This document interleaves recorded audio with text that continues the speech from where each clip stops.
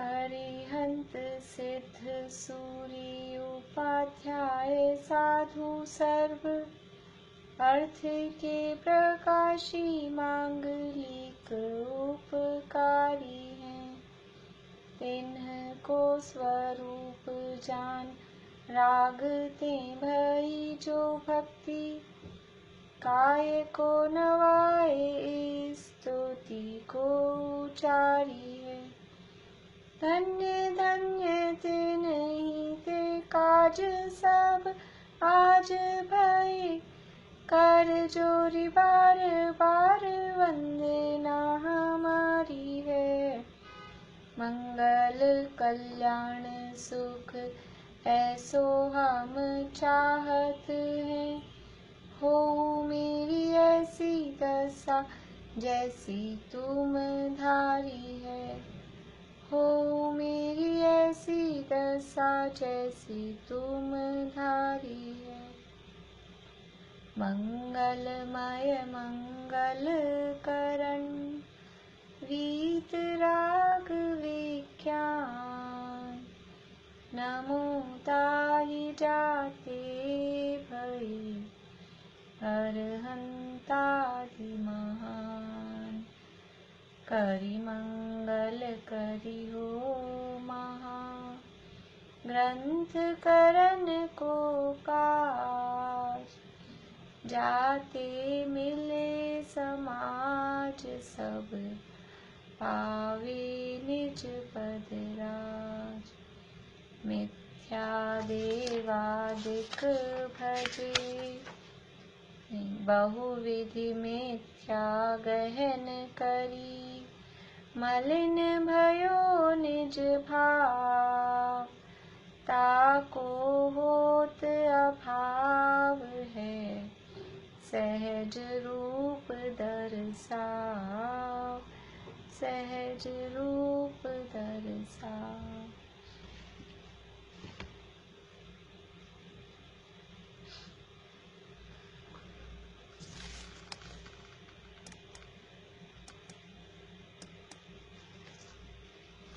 Question number 113 हो गए थे ना कल। 114 नंबर का पेज नंबर 86 पे। मिथ्या दृष्टि किसी काल में किसी पदार्थ को सत्य भी जाने तो भी क्या दोष होता है?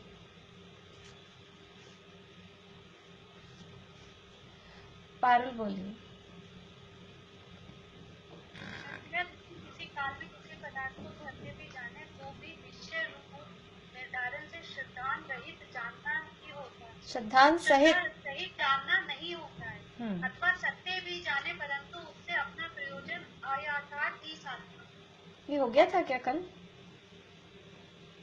नहीं हुआ था? ठीक है। ये 2 पॉइंट इसमें आएंगे कि सत्य भी जाने तो भी उसको निश्चय रूप निर्धार से यानी श्रद्धान सहित जानना नहीं होता। और अगर सत्य भी जान रहा है तो भी उससे प्रयोजन तो अयथार्थ ही साधता है।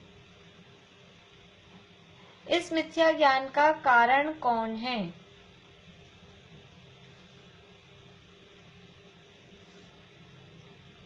सुनीता आंटी।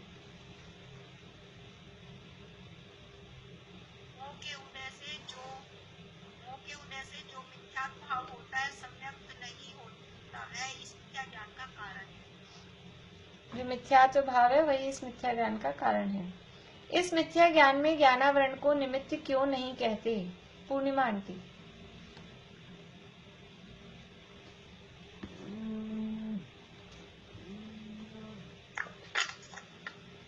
ज्ञानावरण के उदय से तो ज्ञान के अभाव अज्ञान भाव होता है तथा उसके क्षयोषण से किंचित ज्ञान तो मध्यादि ज्ञान होते हैं।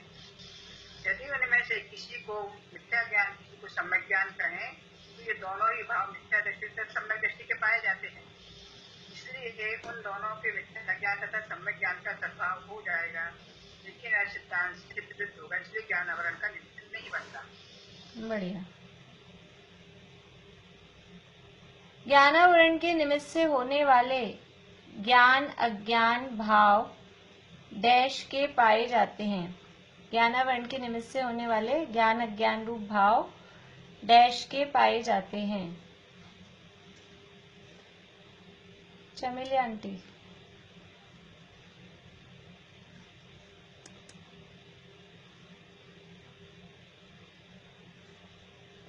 मीना चाची बोलिए। सम्यक दृष्टि और मिथ्या दृष्टि। हाँ, सम्यक दृष्टि मिथ्या दृष्टि दोनों के पाए जाते हैं। रस्सी आदि के यथार्थ अयथार्थ ज्ञान का कारण कौन है? उसी को जीवादि तत्वों के यथार्थ अयथार्थ ज्ञान का कारण भी कहो। प्रीति, जानने में जितना अयथार्थपना होता है उतना तो ज्ञानावरण के उदय से होता है, और जो यथार्थपना होता है उतना ज्ञानावरण के क्षयोक्षम से होता है। जैसे रस्सी को सर्प जाना, वहाँ यथार्थ जानने की शक्ति का बाधक कारण का उदय है, इसलिए वह अयथार्थ जानता है। तथा रस्सी को रस्सी जाना, वहाँ यथार्थ जानने की शक्ति का कारण क्षयोक्षम है, इसलिए यथार्थ जानता है। पर हाँ, यदि जैसे कोई संगी पंचेंद्रिय सम्यक दृष्टि और मिथ्या दृष्टि मनुष्य है, वह दोनों ही जीवादि तत्वों को यथार्थ जानने की शक्ति होने या ना होने में दोनों को ज्ञानावरण का ही निमित्त है। परंतु जिसके मिथ्यात्व का उदय होता है वह तो अप्रयोजन भूत हो उन्हीं का वेदन करता है, जानता है, और प्रयोजन भूत को नहीं जानता। यदि प्रयोजन भूत को जाने तो उसको भी सम्यक दर्शन हो जाए, परंतु वह मिथ्यात्व का उदय होने पर हो नहीं सकता। इसलिए यहाँ प्रयोजन भूत और अप्रयोजन भूत पदार्थों को जानने में ज्ञानावरण का निमित्त नहीं है, मिथ्यात्व का उदय अनुदय ही कारण। हाँ, बढ़िया। और इसमें ये जो उदाहरण दिया है ना वेदनीय वाला, वो भी ले लें तो खुलासा मतलब अच्छा, वो जो उदाहरण है ना उससे ही समझ में आती है बात कि ये यानी दुख के जानने की शक्ति तो बराबर है, लेकिन किसको जानेगा? दुख के कारणभूत पदार्थों को जानेगा कि सुख के कारणभूत पदार्थों को जानेगा? तो जैसा वेदनी का उदय है, साता का है कि असाता का है, उस अनुरूप जानेगा।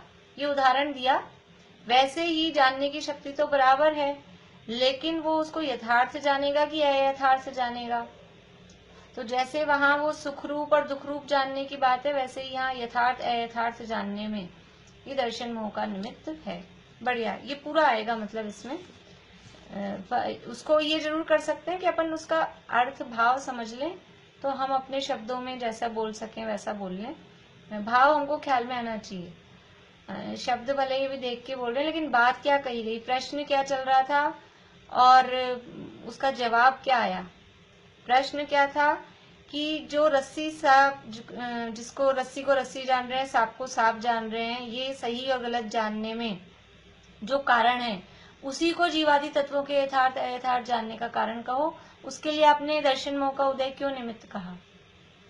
तो वो उस बात का खुलासा कर रहे हैं कि वो जानने, मात्र जानना है, तो जानने में तो ज्ञानावरण होता है, लेकिन अब वो ज्ञानावरण का उदय तो जानने की शक्ति दे रहा है, कितना जानना है, लेकिन अब उसमें किस रूप में जानना है। तो जैसे सुख दुख के कारण रूप में जानना है उसको, तो वो वेदनी के उदय के हिसाब से डिपेंड करेगा। ऐसे ही यथार्थ अयथार्थ रूप में जानना है तो ये दर्शन मोह के सहयोग से, दर्शन मोह के साथ में डिपेंड करेगा। इसलिए इसका कारण असली कौन है? वो दर्शन मोह है। ऐसा जिसको असाता वेदनीय का उदय हो, वह सुख के कारणभूत पदार्थों का वेदन क्यों नहीं करता?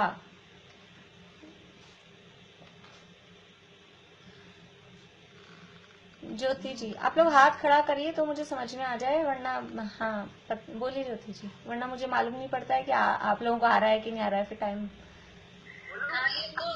ज्योति जी बोलिए। जिसको असाता वेदनीय का उदय हो, यह दुख के कारणभूत जो है उन्हीं का वेदन करता है, सुख के कारणभूत पदार्थों का वेदन नहीं करता। यदि सुख के कारणभूत पदार्थों का वेदन करे तो सुखी हो जाए। असाता का उदय होने से वो नहीं हो सकता। हाँ, ठीक है। जिसके मिथ्यात्व का उदय होता है वह डैश का ही वेदन करता है, जानता है, डैश को नहीं जानता। अनीता आंटी,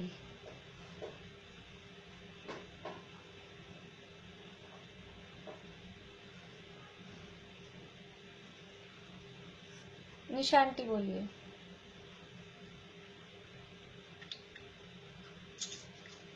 जिसको असाता व्यक्ति का जिसके 120 जिसके मिथ्यात्व का उदय होता है वह तो अप्रयोजनभूत हो उन्हीं का ही वेदन करता है, जानता है, प्रयोजनभूत को नहीं जानता। हाँ, अप्रयोजनभूत को ही जानता है, प्रयोजनभूत को नहीं जानता है।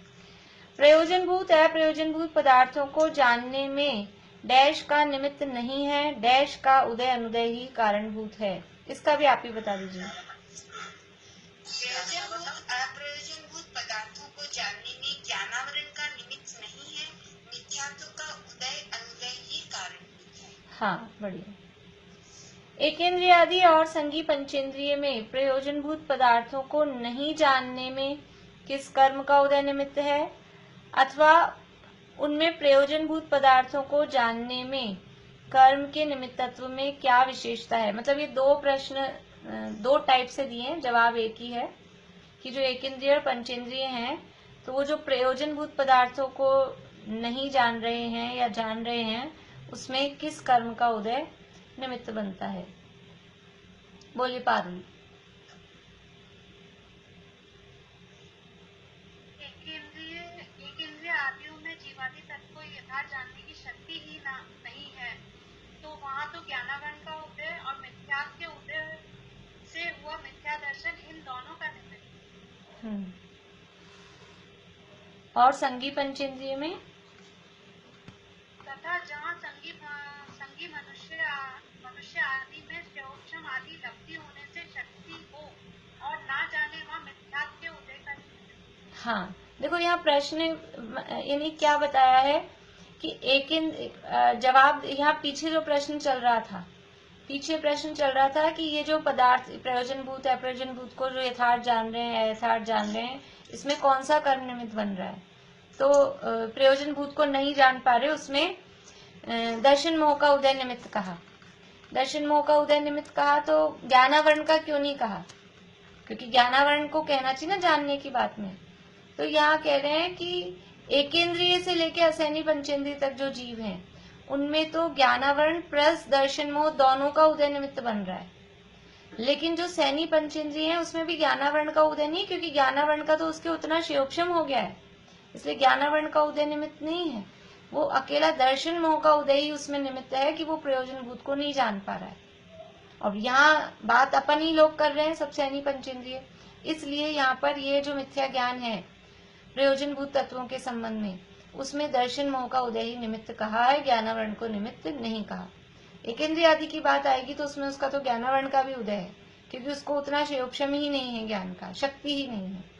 लेकिन सैनी पंचेंद्रियों को शक्ति तो हुई है, यानी ज्ञानावरण की तरफ से तो छूट है, ज्ञानावरण ने रोका नहीं है, लेकिन खुद का मिथ्यात्व का दर्शन मोह का उदय है, इसलिए वो यथार्थ श्रद्धान नहीं कर पाता है। यदि ये मिथ्यात्व का उदय है तो उसको दर्शन मोह का उदय बोलेंगे, मतलब हाँ, मिथ्यात्व और दर्शन मोह एक ही बात है। हाँ। मिथ्या ज्ञान मिथ्या दर्शन में कौन पहले कौन बाद में। निशांति आप बोलेंगे। हाँ बोलिए।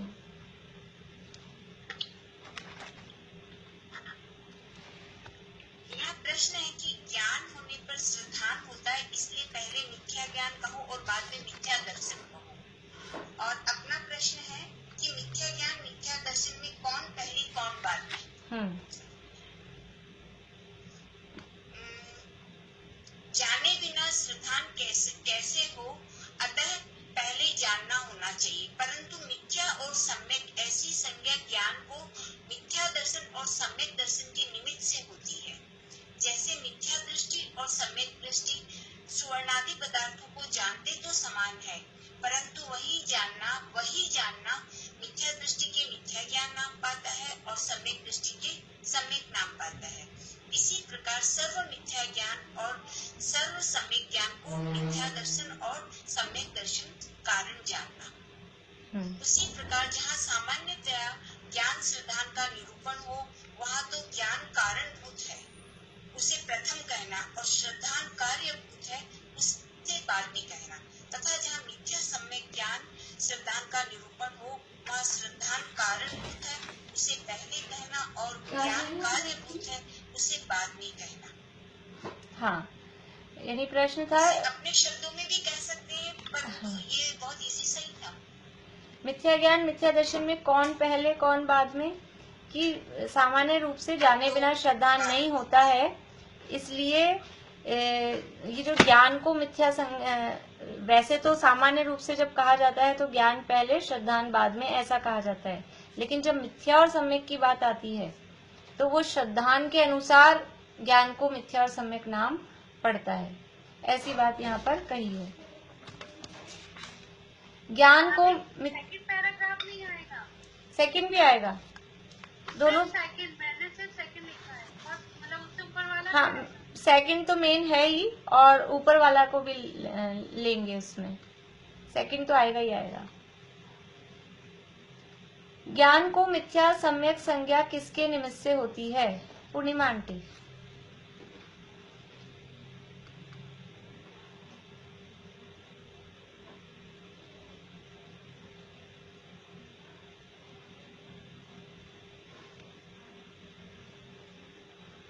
आपका म्यूट ही है आपका।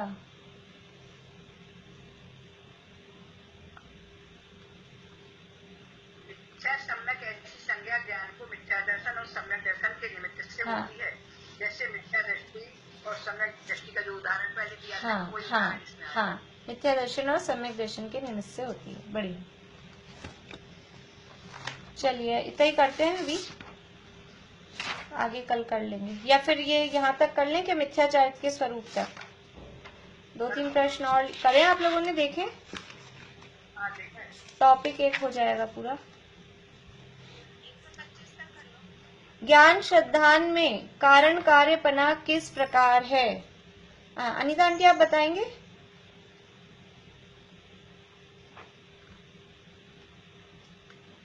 अनम्यूट करिए आप।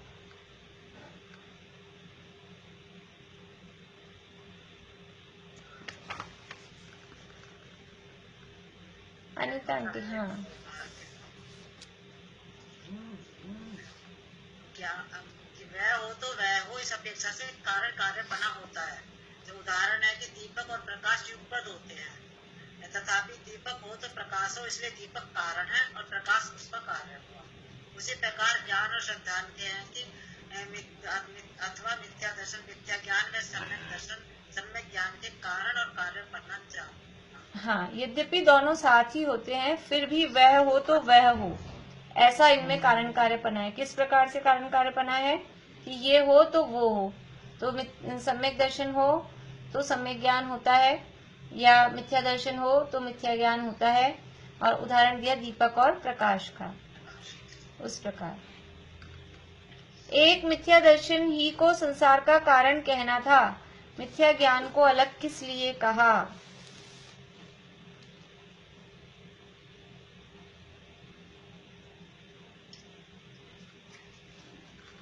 प्रीति आप बताओ। ज्ञान की भी अपेक्षा तो मिथ्या दृष्टि और सम्यक दृष्टि के संयोजन से हुए यथार्थ ज्ञान में कुछ विशेष नहीं है, और यह ज्ञान केवल ज्ञान में भी जा मिलता है, जैसे नदी समुद्र में मिलती है। इसलिए ज्ञान में तो कुछ दोष नहीं है, परंतु क्षयोक्षम ज्ञान जहाँ लगता है वहाँ एक गेय में लगता है, और मिथ्या दर्शन के निमित्त से वह ज्ञान अन्य गेयों में तो लगता है, परंतु प्रयोजन भूत जीवादि तत्वों की यथार्थ निर्णय करने में नहीं लगता। सो ये ज्ञान में दोष हुआ, ये इसे मिथ्या ज्ञान कहा। और जीवादि तत्वों का यथार्थ श्रद्धा नहीं होता, सो ये श्रद्धान में दोष हुआ, इसे मिथ्या दर्शन कहा। इसलिए ऐसे लक्षण भेद से मिथ्या दर्शन और मिथ्या ज्ञान को भिन्न भिन्न कहा। हाँ, बढ़िया। यानी ज्ञान का दोष अलग बताया, श्रद्धा से ही ज्ञान को मिथ्या कहा है ऐसा तो वहाँ बताया ही, लेकिन ये सूक्ष्म ज्ञान जहाँ लगता है वहाँ एक ही गेय में लगता है, तो उसे एक गेय मतलब या तो स्वयं को जाने या पर को जाने, तो वो पर में लग गया। तो ये दोष किसका है? ये दोष उसका ज्ञान का ही है, और वो निर्णय में नहीं लगता है, ये ज्ञान में दोष है। इसलिए इसे मिथ्या ज्ञान अलग से कहा और मिथ्या दर्शन अलग से कहा।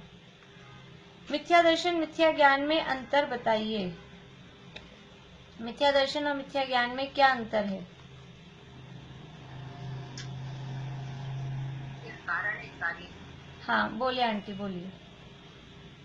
मिथ्या दर्शन और मिथ्या ज्ञान में अंतर है। तो मिथ्या दर्शन कारण है तथा मिथ्या ज्ञान कार्य है। जैसे दीपक कारण है तथा प्रकाश उसका कार्य है, उसी प्रकार से जीवादि पदार्थों का यथार्थ ज्ञान संस्थान मिथ्या दर्शन तथा जीवादि पदार्थों के यथार्थ जानना ज्ञान मिथ्या ज्ञान। मिथ्या दर्शन के निमित्त से प्रयोजनभूत जीवादि तत्वों का यथार्थ निर्णय करने में नहीं लगता, तो यह ज्ञान का दोष है। तथा मिथ्या दर्शन के निमित्त से जीवादि तत्वों का यथार्थ श्रद्धान नहीं होता, यह श्रद्धान का दोष है। बढ़िया बढ़िया बढ़िया। मिथ्या दर्शन वो श्रद्धा का दोष है और वो ऊपर वाली बात है ही पूरी, और मिथ्या ज्ञान है वो ज्ञान का दोष है। मिथ्या दर्शन कारण है, मिथ्या ज्ञान कार्य है, इस तरह से। बढ़िया। ज्ञान अन्य ज्ञेयों में तो लगता है, परंतु प्रयोजनभूत जीवादि तत्वों के निर्णय में क्यों नहीं लगता? यह किसमें दोष है या किसका दोष है?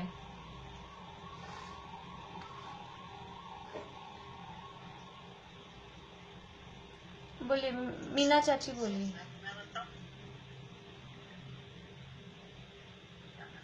क्या बोला दीदी, प्रश्न क्या है? ज्ञान का दोष है। 128 नंबर का क्वेश्चन है। वो मैंने जेरॉक्स नहीं करवाई है। ज्ञान अन्य ज्ञेयों में तो लगता है, परंतु प्रयोजनभूत जीवादि तत्वों के निर्णय में क्यों नहीं लगता? यह किसका दोष है? ये मिथ्या दर्शन के निमित्त से वे ज्ञान अन्य ज्ञेयों में तो लगता है, परंतु प्रयोजनभूत जीवादि तत्वों का यथार्थ निर्णय में नहीं लगता है, तो ये ज्ञान का ही दोष है। हाँ, तो निर्णय में क्यों नहीं लगता? कि मिथ्या दर्शन के निमित्त से नहीं लगता। और लेकिन दोष किसका है? दोष ज्ञान। देखो यहाँ निमित्त उपादान समझ में आता है अपने को। मिथ्या दर्शन के निमित्त से वो प्रयोजनभूत तत्वों के निर्णय में नहीं लग रहा, तो इसको दोष मिथ्या दर्शन का नहीं कहा। उपादान कौन है इसमें? उपादान तो ज्ञान खुद है ना। मिथ्या दर्शन तो निमित्त हुआ। अभी दर्शन और ज्ञान में ऐसा निमित्त नैमित्तिक संबंध बताया जा रहा है। तो ज्ञान के लिए ज्ञान स्वयं और दर्शन पर, यद्यपि वो एक ही आत्मा के गुण है, लेकिन गुणों में अलग अलग अपन देखें तो वो ज्ञान गुण है, वो प्रयोजनभूत तत्वों के निर्णय में नहीं लग रहा। उसका काम था निर्णय करना, लेकिन वो निर्णय में नहीं लग रहा। क्यों नहीं लग रहा? क्योंकि निमित्त है उसको मिथ्या दर्शन का। मिथ्या दर्शन निमित्त है, लेकिन वो खुद नहीं लग रहा, उपादान उसका स्वयं है। इसलिए वो दोष किसका है? दोष ज्ञान का है, निमित्त का दोष नहीं है। ऐसे अपने में जो जैसे कर्म ने मुझे दुखी किया, इसने किया, वो निमित्त है सब, निमित्त का दोष नहीं है। उपादान की ही योग्यता के हिसाब से होता है। ऐसे ही यहाँ पर कि वो ये जो कहा ना, ये दोष ज्ञान में ही है। मिथ्या दर्शन का निमित्त भले ही हो, लेकिन दोष तेरा ही है। ऐसा यहाँ निमित्त उपादान की विशेषता यहाँ ख्याल में आती है। बस एक लास्ट क्वेश्चन और है, 129। मिथ्या ज्ञान को अज्ञान और कुज्ञान क्यों कहते हैं? चमेली आंटी बोलिए।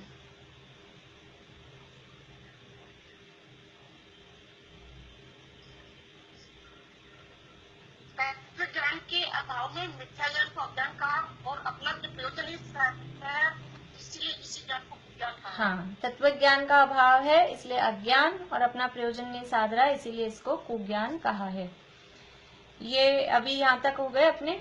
अब 130 से कल करेंगे। मैंने कितने दिए हैं आपको? मैं आज डाल दूंगी पूरे, ज्यादा नहीं है। अब टोटल बनाए 165 ही है अपने। 130 तो 129 हो गए हैं, हो जाएंगे। 107 नंबर क्वेश्चन का आंसर। 107। न्याय शास्त्रों में सम्यक ज्ञान मिथ्या ज्ञान तथा मोक्ष मार्ग में सम्यक ज्ञान मिथ्या ज्ञान किस अपेक्षा से कहा है? न्याय शास्त्रों में तो जानने की अपेक्षा से कहा है, जो ये पीछे दिया था ना प्रकरण, पेज नंबर 85 पे। पेज नंबर 85 पे था बीच का पैरा। तो न्याय शास्त्रों में तो जो सच्चा झूठा जाना, जिस पदार्थ को जैसा जाना वो सम्यक ज्ञान, और किसी पदार्थ को अन्यथा जाना वो मिथ्या ज्ञान। रस्सी को रस्सी जाना तो सम्यक ज्ञान, रस्सी को सर्प जाना तो मिथ्या ज्ञान। ये न्याय शास्त्रों में जानने की अपेक्षा से ऐसा कहा। लेकिन मोक्ष मार्ग में मोक्ष मार्ग में प्रयोजनभूत तत्वों को यथार्थ जाने तो सम्यक ज्ञान, और प्रयोजनभूत तत्वों को यथार्थ नहीं जाने तो मिथ्या ज्ञान, ऐसा यहाँ कहा है। चलिए, पांचवा अधिकार, अद्वैत, सर्वव्यापी अद्वैत ब्रह्म की चर्चा अपनी चल रही है।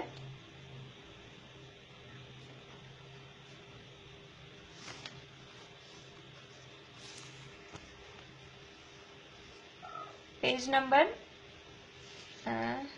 98 पे नीचे की लाइन अपने को लेनी थी, लास्ट की। कल यहाँ कहा था अनेक तर्क वितर्क करके, और इस प्रकार से जो ब्रह्म को मान रहा है, अनेक रूप हो रहा है, फिर जुड़ रहा है कि मिल रहा है, एक रह रहा है कि अलग अलग हो रहा है, ऐसा उनकी बात उन्हीं के माध्यम से बार बार में खंडित हो रही थी। अब यहाँ फिर से आगे और तर्क देते हैं। लास्ट की सेकंड लास्ट लाइन है 98 पेज पे। तथा एक प्रकार यह है कि जैसे आकाश सर्वव्यापी एक है, उसी प्रकार ब्रह्म सर्वव्यापी एक है। यदि इस प्रकार मानता है, वो ऐसा जैसे आकाश अखंड मानते हैं ना अपन, लोक में अलोक में पूरा आकाश द्रव्य एक अखंड है, ऐसा ही वो ब्रह्म को, देखिए ये ब्रह्म अलग है और वो जो ब्रह्मा जी होते हैं चार मुंह वाले, वो अलग है, वो चर्चा अलग आएगी। ये एक ब्रह्म सर्वव्यापी अद्वैत ब्रह्म मानते हैं, ये एक ब्रह्म की कल्पना अलग है।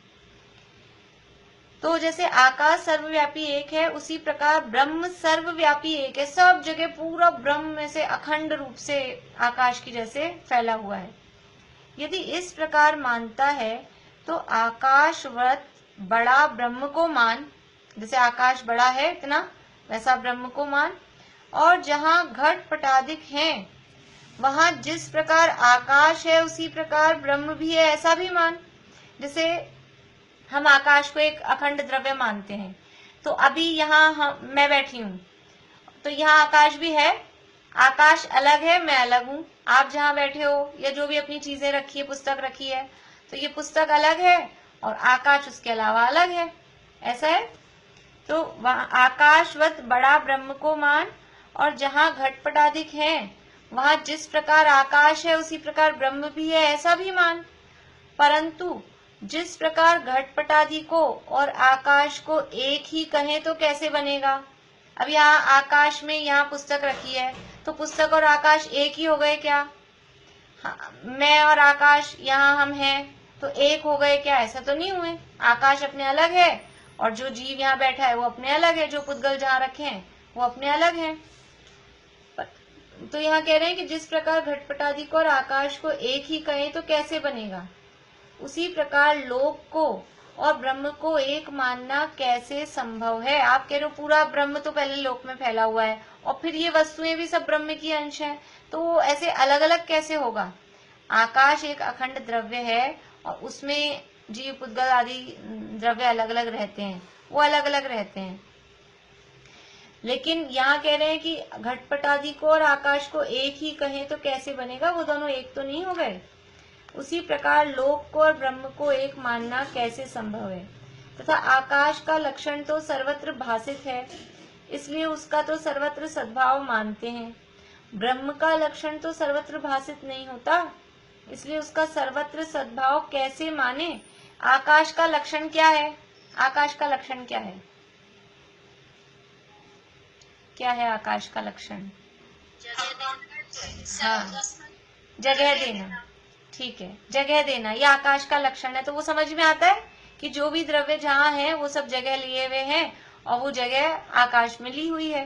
तो आकाश का लक्षण तो सर्वत्र भासित होता है, इसलिए उसका तो सर्वत्र सद्भाव मानते हैं। ब्रह्म का लक्षण तो सर्वत्र भासित नहीं होता। ये ब्रह्म का जो आपने लक्षण बताया, जैसा जो आप ब्रह्म की कल्पना कर रहे हो, वैसा तो सब जगह नहीं भासित होता है, इसलिए उसका सर्वत्र सद्भाव कैसे माने। इस प्रकार से भी सर्वरूप ब्रह्म नहीं है। ऐसा विचार करने पर किसी भी प्रकार से एक ब्रह्म संभवित नहीं है। सर्व पदार्थ भिन्न भिन्न ही भासित होते हैं। आप कह रहे हो एक पूरा पहले अखंड है, फिर अखंड है तो ये अलग अलग पदार्थ दिख तो रहे हैं, तो अलग अलग दिख रहे हैं तो ये एक कैसे हो सकते हैं? अलग अलग टाइप के हैं और फिर सबको एक कह रहे हो, ऐसा तो भाषित नहीं होता है। यहाँ प्रतिवादी कहता है, प्रतिवादी मतलब वो सामने वाला कहता है, सर्व एक ही है परंतु तुम्हें भ्रम है। अब वो क्या कह रहा है, सब एक है, तुम्हें समझ नहीं आ रही है, तुम्हें भ्रम है, इसलिए तुम्हें एक भाषित नहीं होता। सब एक हैं, तुम्हारे दिमाग में समझ में नहीं आ रही है बात। तथा तुमने युक्ति कही सो ब्रह्म का स्वरूप युक्ति गम्य नहीं है। आप तर्क दे रहे हो, युक्ति मतलब आप लॉजिक लगा रहे हो, आप अपने तर्क दे रहे हो। तो कह रहा है ब्रह्म का स्वरूप युक्ति गम्य नहीं है, ब्रह्म के स्वरूप में कोई लॉजिक नहीं लगता, कोई तर्क नहीं लगता, चुपचाप जो कह रहे हैं वो मान लो, आंख बंद करके कि वो अद्वैत है, सब में व्याप्त है, ऐसा मान लो। ब्रह्म का स्वरूप युक्ति गम्य नहीं है, वचन अगोचर है, शब्दों से नहीं कहा जा सकता, ऐसा सब कहते हैं। वचन अगोचर है, अलख है, निरंजन है, ये इनमें तो चलता है, अलख निरंजन ऐसा बोलते हैं निमतियों में। तो अलख, अपने भी आत्मा का स्वरूप अलख है, अलख मतलब जो दिखाई नहीं देगा आंखों से, निरंजन है, कालिमा से कर्म कलंक से रहित है, लेकिन वो किस रूप में निरंजन और किस रूप में अलख मानते हैं, और अपने यहाँ किस रूप में अलख और निरंजन है, वह फर्क है। तो ये कह रहे वचन अगोचर है, वचनों में नहीं कहा जा सकता। एक भी है, अनेक भी है, भिन्न भी है, मिला भी है, उसकी महिमा ही ऐसी है, ऐसी महिमा है उसकी कि वो एक भी है, अनेक भी है, मिला भी है, बिना मिला भी है, ऐसा ऐसा कुछ अलौकिक ही उसकी महिमा है, ऐसा वो कह रहा है। उससे कहते हैं कि प्रत्यक्ष तुझको व हमको व सबको भाषित होता है, उसे तो तू भ्रम कहता है। जो हमको दिख रहा है साफ साफ आंखों से मतलब प्रत्यक्ष समझ में आ रहा है कि सब अलग अलग दिखाई दे रहे हैं, अलग अलग जाति के पदार्थ हैं, और इतने सारे हमने तर्क दिए, वो जुड़े हैं, तो कैसे फिर सबका परिणमन कैसे बनेगा इकट्ठा एक साथ, और अलग हो जाते हैं तो वो अखंड कहाँ रहा, ये सारी बात हुई। तो प्रत्यक्ष तुझको व हमको और सबको भाषित होता है, उसे तो तू भ्रम कहता है। और युक्ति से अनुमान करें सो तू कहता है कि सच्चा स्वरूप युक्ति गम्य है ही नहीं। तथा वह कहता है सच्चा स्वरूप वचन अगोचर है, तो वचन बिना कैसे निर्णय करें। देखो आत्मा का स्वरूप अपने यहाँ सप्त भंग है, तो वहां उसमें एक भंग है स्याद अवक्तव्य। अवक्तव्य एक भंग है कि कहा नहीं जा सकता, लेकिन वो स्याद मतलब कथनचित अवक्तव्य है। बिल्कुल ही अवक्तव्य हो तो फिर आप ये भी कैसे कह रहे हो, अवक्तव्य कहकर भी वक्तव्य हो गया वो, ऐसा कहते हैं। हमने कहा आत्मा का स्वरूप कहा नहीं जा सकता, तो भी आपने इतना तो कह दिया कि कहा नहीं जा सकता, तब तो बोला ना, ये तो बोला कि आत्मा के स्वरूप को कहा नहीं जा सकता, इतना तो वक्तव्य हुआ। तो ऐसे बिल्कुल ही अवक्तव्य हो, वचन अगोचर हो, तो वचन बिना निर्णय कैसे करेंगे। निर्णय की दशा में ये वचन विकल्प ये होते ही हैं। हाँ, अनुभव के समय में ये समझ लीजिए वचनों के विकल्प और ये सब नहीं होंगे, उस समय वो अवक्तव्य। अनुभव को फिर भी जैसे अपन ऐसे नहीं बोलते, किसी भी बारे में कोई अच्छी चीज हो तो भी क्या बताऊं कितनी अच्छी थी, हम कह नहीं सकते, तो ये कह के भी कह रहे हो ना कितनी अच्छी थी। या कोई तकलीफ हो कि मैं आपको क्या बताऊं कितना मेरे पेट में दर्द हो रहा है, मैं कह नहीं सकती, तो वो भी कह के कुछ तो कह दिया, आदमी अंदाज तो लगा ही लेता है कि इनके बहुत ज्यादा हो रहा है या कोई बहुत ज्यादा अच्छी चीज है। तो ऐसा कह के भी वो कुछ ना कुछ रूप से वक्तव्य हुआ ही है, बोला ही गया है। और यहाँ कह रहे हैं कि बिल्कुल वचन अगोचर है, तो वचन बिना कैसे निर्णय करें। इसमें हम स्याद बोलते हैं, इसीलिए स्याद लगाते हैं। हाँ, इसीलिए स्याद लगाते हैं कथनचित, क्योंकि पूरा स्वरूप शब्दों में नहीं कहा जा सकता, लेकिन कुछ कुछ कहा जा रहा है, इसलिए स्यादवाद है कि जो भी कोई वस्तु का स्वरूप बताया गया, आत्मा का स्वरूप बताया, तो कितना बताते हैं, कितने गुण बताते हैं, ज्ञान दर्शन सुख वीर्य, और दो चार इधर उधर से ढूंढ ढांड के चारित्र और आनंद, मतलब आवाज नहीं आ रही, आवाज नहीं आ रही आपका। हाँ, तो ज्यादा हम कह नहीं सकते ना स्वरूप में, और क्या कहेंगे, दो चार गाथाएं बता देंगे समय सार की चुनी हुई, छठी गाथा, सातवीं गाथा, 14वीं गाथा, 73वीं गाथा, बस, और क्या कहेंगे, तो भी पूरा कहा नहीं जा सकता है। दिव्य ध्वनि में भी पूरा वर्णन नहीं आ सकता है, नहीं आता है। जो केवल ज्ञान में पूरा आया वो पूरा का पूरा दिव्य ध्वनि में नहीं आता है, और जो दिव्य ध्वनि में आया वो पूरा का पूरा गंधर्वों के द्वारा नहीं लिपि वो होता है रचना उसकी, इसलिए स्याद लगाते हैं। कथनचित है, किसी अपेक्षा से कहा जा सकता है, किसी अपेक्षा से नहीं कहा जा सकता है। कुछ कहा जा सकता है, कुछ नहीं कहा जा सकता। भाभी, हाँ, ये जो गणन को जब तक केवल ज्ञान नहीं होता है तब तक उनको शुद्ध केवली कहेंगे। हाँ, गणधर तो द्वादशांग के पाठी होते ही है ना, शुद्ध केवली ही है।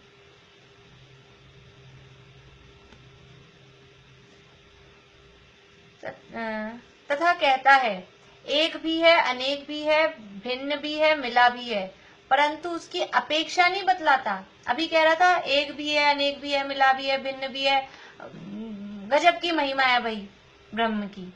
तो अपेक्षा तो बताओ, एक है तो किस अपेक्षा से है, अनेक है तो किस अपेक्षा से है, भिन्न है तो किस अपेक्षा से है, अभिन्न है तो किस अपेक्षा से है।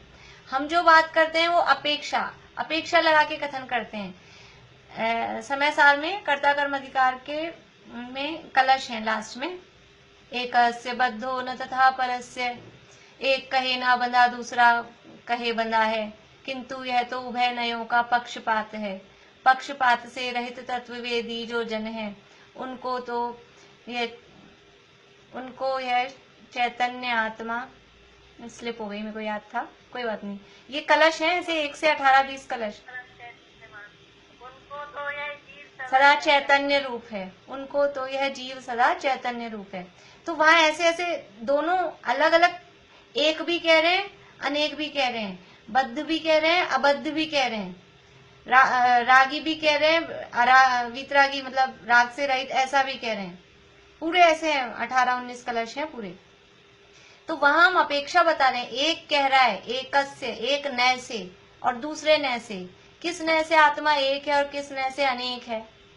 तो निश्चय नय से, शुद्ध नय से एक है, और व्यवहार नय से कहेंगे तो अनेक रूप कहेंगे। फिर भेद करेंगे, ज्ञान दर्शन आदि गुणों के भेद करेंगे, पर्यायों के भेद करेंगे, नर नारक आदि भेद करेंगे। तो ऐसा अपेक्षा से कथन करते हैं। अब तुम कह रहे हो एक भी और अनेक भी है, तो अपेक्षा बताओ, हम मानने को तैयार हैं। अपेक्षा उनके यहाँ है ही नहीं। स्यादवाद केवल ये अपेक्षा बताना, ये जैन दर्शन का विशेष लक्षण है, जैनों का ही चिन्ह है अपेक्षा बताना। औरों के पास अपेक्षा है ही नहीं, बस वो जो कह देंगे उनको पता नहीं क्यों कहा हमने। तो कह रहे हैं कि एक भी है, अनेक भी है, भिन्न भी है, मिला भी है, परंतु उनकी अपेक्षा नहीं बतलाता। बावले की भांति ऐसे भी हैं, ऐसे भी हैं, ऐसा कहकर इसकी महिमा बतलाता है। बावले की भांति मतलब खुद को कुछ पता नहीं है, बस ऐसे हवा में महिमा करनी है। जैसे कि आजकल चल जाती है ना, बस किसी को भी बड़ा बाबा बना दिया, भगवान बना दिया, और हवा में ही महिमा चल रही है, अंदर पोल पट्टी चल रही है, पता ही नहीं। ऐसा ही ये बावले की भांति कहता है, कोई महिमा असली बताता नहीं है। परंतु जहाँ न्याय नहीं होता वहां झूठे ऐसे ही वाचालपना करते हैं, सो करो। न्याय तो जिस प्रकार सत्य है उसी प्रकार होगा। जहाँ न्याय नहीं होता मतलब कौन सा न्याय? कोर्ट कचहरी वाला न्याय, कोर्ट में जाके। यहाँ न्याय का मतलब है ये जो प्रमाण न्याय वाला न्याय जो अभी पीछे है ना, न्याय शास्त्र। न्याय कहते हैं प्रमाण न्यायात्मको न्याय है। प्रमाण और न्याय रूप न्याय होता है, न्याय शास्त्र होते हैं। अभी न्याय की क्लासेस चलेंगी शायद, अभी शिविर आएगा ना 1 तारीख से, तो हर साल तो चलती है इसमें न्याय वाली क्लासेस। न्याय का मतलब क्या है कि प्रमाण न्यायात्मको, प्रमाण और न्याय रूप जो है उसका नाम न्याय है। तो यहाँ कह रहे हैं जहाँ न्याय नहीं होता मतलब जहाँ ना प्रमाण है ना न्याय है, और उसमें भी न्याय मुख्य है। प्रमाण को तो फिर भी अन्य दर्शन वाले मानते हैं, न्याय को नहीं मानते। और न्याय है वो प्रमाण और न्याय से मिलके बना है। तो जहाँ न्याय नहीं होता, यानी न्यायों वाला कथन नहीं, अपेक्षाएं नहीं है, जहाँ स्यादवाद नहीं है, वहां झूठे ऐसे ही वाचालपना करते हैं, वहां ऐसे ही बोलते हैं, कुछ भी बोलते हैं अपनी मर्जी से ही कि महिमा है, बस महिमा है। सो करो, आप वाचालपना कर रहे हो तो करो, हम क्या करें। सो करो। न्याय तो जिस प्रकार सत्य है उसी प्रकार होगा। न्याय तो जिस प्रकार सत्य है। अब ये न्याय कौन सा है? ये न्याय वाला न्याय है जो न्याय होता है ना, न्याय कि न्याय तो जिस प्रकार सत्य है उसी प्रकार होगा, यानी जो सत्य होगा उसी के हिसाब से उसको हम यानी निर्णय करेंगे, या न्याय मतलब सही निर्णय, उसी प्रकार होगा। अब है सृष्टिकर्तावाद का निराकरण। इसी का मतलब ये अद्वैत ब्रह्म की ही बात है। ये अद्वैत ब्रह्म को सृष्टि का कर्ता मानते हैं। ये जो ब्रह्म है इसने सृष्टि को बनाया। सृष्टि मतलब ये दुनिया को सृष्टि कहते हैं। तो सृष्टि का कर्ता उसको मानते हैं, उसका यहाँ निराकरण कर रहे हैं। एक पैराग्राफ पढ़ लेते हैं, ये पेज पूरा हो जाएगा अपना। तथा अब उस ब्रह्म को लोक का कर्ता मानता है, उसे मिथ्या दिखलाते हैं। ये जो ब्रह्म है, इस ब्रह्म को ही लोक का, पूरी दुनिया को इस ब्रह्म ने बनाया, तो उसे मिथ्या दिखलाते हैं, उसे झूठा बतलाते हैं। किस प्रकार से वो झूठ है? प्रथम तो ऐसा मानता है कि ब्रह्म को ऐसी इच्छा हुई, एको हम बहुश्याम, अर्थात मैं एक हूं सो बहुत होऊंगा। ब्रह्म को क्या इच्छा हुई? पहले ब्रह्म अकेला ही था, अद्वैत था ना, तो एक ब्रह्म ही था। अब वो अकेला बैठा बैठा बोर हो गया होगा, तो उसको ऐसी इच्छा हुई, ब्रह्म को ऐसी इच्छा हुई कि मैं एक हूं, मैं बहुत होऊंगा, मुझे बहुत होना चाहिए। ये एक अकेलेपन में क्या? तो यही देखो पहली बात, ब्रह्म को ऐसी इच्छा हुई, ये इच्छा हुई। हम पीछे पढ़ के आए तीसरे अधिकार में, इच्छा है सो, वो इच्छा ही सारे दुख का कारण है। 4 प्रकार की इच्छाएं पड़ी, अब जहां तक इच्छा है वहां तक दुख ही दुख है। तो ब्रह्म को इच्छा हो गई, इसका मतलब ब्रह्म सुखी है कि दुखी है? दुखी है, तब तो इच्छा हो गई उसको। अगर वो एकत्व में उसको सुख था तो इच्छा होती ही क्यों? हमको भी किसी चीज की इच्छा होती है, भले ही हम पकड़ पाए या न पकड़ पाए, इच्छा हो रही है। इसका मतलब अभी जो भी पोजीशन है उसमें कुछ ना कुछ दुख तकलीफ हुई, तब हमको कुछ इच्छा हो गई। अभी तो बहुत दिन हो गए घर में रहते रहते, अब इच्छा हो रही है कहीं चल चले, बहुत दिन हो गए घर में रहते हुए। तो ये इच्छा क्यों हो रही है? ये घर में कुछ ना कुछ तकलीफ लग रही है, तो अब इच्छा हो गई कि कहीं जाए। ये जो इच्छा हो रही है कि एको हम बहुश्याम, अर्थात मैं एक हूं सो बहुत होऊंगा, वहां पूछते हैं पूर्व अवस्था में दुखी हो तब अन्य अवस्था को चाहे। देखो अपन ऐसा कहते हैं ना कि जीव का क्या प्रयोजन है? सभी जीवों का प्रयोजन सुखी होना। तो सुखी होना कैसे पता लगे कि हम ये अभी मैं ऐसे बैठी थी, अभी थोड़े से पैर इधर कर लिए, ये क्यों किए? कि पहले ऐसे पैर रखे थे तो उसमें तकलीफ होने लगी तो इधर घुमा लिए, फिर कभी हाथ को ऊपर रख लेते हैं, कभी इधर कर लेते हैं, फिर नीचे कर लेते हैं। ये क्यों करते हैं? ये एक पूर्व अवस्था में दुखी हो तब अन्य अवस्था को चाहे। पहले जिस पोजीशन में था, जिस पोजीशन में थे, ऐसे बैठे थे फिर ऐसे हो जाते हैं, ऐसे बैठे थे फिर ऐसे हो जाते हैं। ये क्या होता है बार बार में? ये पूर्व अवस्था में दुखी थे तब अन्य अवस्था को चाहे। भले हम पकड़ नहीं पाते, हम ऐसा नोटिस नहीं कर पाते, कोई पैर हिलाता है, कोई हाथ हिलाता है, कोई आलती पालती लगा के बैठे हैं तो ऊपर नीचे बार बार में करते रहते हैं। जो भी अवस्थाएं हैं, बैठे बैठे थक जाते हैं, खड़े हो जाते हैं, फिर खड़े खड़े थक जाते हैं, बैठ जाते हैं, चलने लग जाते हैं। ये पूर्व अवस्था में दुखी हो तब अन्य अवस्था को चाहे।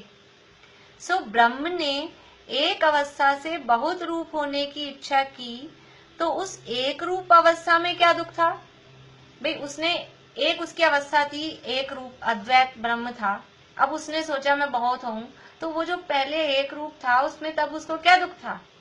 कुछ दुख हुआ, तभी तो उसने ये अवस्था बदलना चाहा। ये जो वाक्य है ना, पूर्व अवस्था में दुखी हो तब अन्य अवस्था को चाहे, ये समझ लीजिए एक नियम वाला वाक्य है, क्योंकि कोई अपनी अवस्था तभी बदलता है। कोई व्यक्ति किसी कंपनी में जॉब कर रहा था, फिर उसने जॉब बदल दी दूसरी कंपनी, क्यों? जब वहां सब कुछ सही चल रहा था, बहुत अच्छी पे स्केल थी और सारी सुविधाएं थी, फिर क्यों बदलता है? कुछ ना कुछ तो गड़बड़ होती है, या तो ज्यादा पैसा मिल रहा होता है, या कहीं खटपट हो गई होती है, कोई अनबन हो गई, कुछ ना कुछ तो होता है। तो एक अवस्था में दुखी हो तब अन्य अवस्था को चाहे। सो ब्रह्म ने एक अवस्था से बहुत रूप होने की इच्छा की, तो उस एक रूप अवस्था में क्या दुख था? तब वह कहता है कि दुख तो नहीं था, ऐसे ही कौतूहल उत्पन्न हुआ। दुख तो कुछ नहीं था, लेकिन कौतूहल उत्पन्न हो गया, यूं ही। ब्रह्मा है, कुछ भी हो सकता है, तो यूं ही कौतूहल उत्पन्न हुआ। उसे कहते हैं यदि पहले थोड़ा सुखी हो और कौतूहल करने से बहुत सुखी हो तो कौतूहल का विचार करे। ये कौतूहल भी क्यों हुआ? कौतूहल का मतलब भी वही इच्छा ही है। तो पहले भी सुखी था ऐसा कह रहे हो आप, तो पहले कम सुखी था, अब कौतूहल करके फिर ज्यादा सुखी होना चाह रहा है, यानी पहले कम सुखी था। कि पहले थोड़ा सुखी हो और कौतूहल करने से बहुत सुखी हो तो कौतूहल करने का विचार करें। सो ब्रह्म को एक अवस्था से बहुत अवस्था रूप होने पर बहुत सुख होना कैसे संभव है? कि वो पहले से आप कह रहे हो सुखी है, पहले से ही सुखी है, तो एक अवस्था से वो दूसरी अवस्था बदलेगा तो उसको सुख में कोई फर्क तो पड़ेगा नहीं। जब वो ऑलरेडी फुल है, सुखी, पूरा सुखी पहले से ही है, तो वो इस अवस्था में रहे जो उस अवस्था में रहे, फिर उसको ऐसा कौतूहल क्यों उत्पन्न हुआ? फिर वो ऐसा परिवर्तन क्यों कर रहा है? और यदि पूर्व ही संपूर्ण सुखी हो तो अवस्था किस लिए पलटे? प्रयोजन बिना तो कोई कुछ कर्तव्य करता नहीं है। पहले ही सब कुछ सही था, सब बढ़िया चल रहा है, तो फिर कोई जबरदस्ती तो कोई कुछ बदलाव करता नहीं है। आपने ये मकान छोड़ के दूसरा मकान बनाया, आपने ये समझ लीजिए शहर छोड़ के दूसरे शहर में शिफ्ट हुए, जो भी कुछ भी काम है तो बिना प्रयोजन के तो कोई करता नहीं, कोई ना कोई प्रयोजन होता ही है। बिना प्रयोजन तो कोई कर्तव्य करता नहीं है। और आगे अभी तर्क दे रहे, लंबा चलेगा, कल बढ़ाएंगे अपन इसको और आगे, अभी यही पूरा करते हैं। मजा आता है कि नहीं सुनने में? ये नींद तो नहीं आती? मुझे लग रहा था बहुत बड़ा है। हाँ बड़ा बहुत है, बहुत बड़ा है। फास्ट लेंगे अपन, ये तो अपन प्रश्न उत्तर कर रहे हैं ना अभी, इसलिए थोड़ा टाइम कम मिल रहा है, वरना 2-3 पेज एक दिन में करेंगे अपन। हाँ जी भी तो बहुत हाँ वो तो अभी अपने प्रश्नोत्तर 2-3 दिन में पूरे हो जाएंगे, फिर अपन पढ़ेंगे ना आराम से। तो बहुत है अपने को। ये 5वें वाले के भी प्रश्न उत्तर लेंगे क्या? नहीं 5वें की नहीं देंगे नहीं दे रही, 5वें में छुट्टी है। हाँ तो फिर तो अपन फास्ट रीडिंग। हाँ रीडिंग ही करनी है, वो तो जहाँ मजा आता है वहाँ थोड़ा सा वो कर लेते हैं, और क्या है ना। चौथा अध्याय प्रश्न उत्तर करने से ज्यादा अच्छा क्लियर हो रहा है, या तो रिवीजन हो रहा है इसलिए। हाँ रिवीजन हो रहा है ना, वो ऐसे अपन पढ़ जाते हैं ना, रिवीजन नहीं कर पाते। फिर छठे अधिकार में अपन साथ के साथ ही करेंगे, 5वां पूरा हो जाएगा, प्रश्नोत्तर फिर रोज के रोज ही करेंगे, डेली के डेली करेंगे। जो कल पढ़ा है वो अगले दिन, मतलब आज उसका रिवीजन ऐसे ही करेंगे, तो वो थोड़ा बराबर चले। चलिए 5वें का नहीं लेंगे, 5वें में छुट्टी है, बस पढ़ रहे हैं अपन, थोड़ी नॉलेज अन्य मतों की हो जाए, पेपर नहीं रखेंगे, ठीक है ना। क्वेश्चन आंसर से वैसे बहुत क्लियर हो रहा है। हाँ क्वेश्चंस नहीं कराने। ये आपने बोला था ना बाहु स्वामी 24वें नंबर के देश में, हाँ और ये सुसीमा और ये सब भी आएंगे क्या? बस 4 ही तो हैं। 4 तीर्थंकर कौन कौन से देश में? पहले हाँ सीमंदर 8 नंबर में, युगमंदर 9 नंबर में, बाहु 24 नंबर में, सुबाहु 25 नंबर में। बस हो गया याद, हो गया ना याद बस टेंशन क्यों लेते हैं। चलिए जिनवाणी स्तुति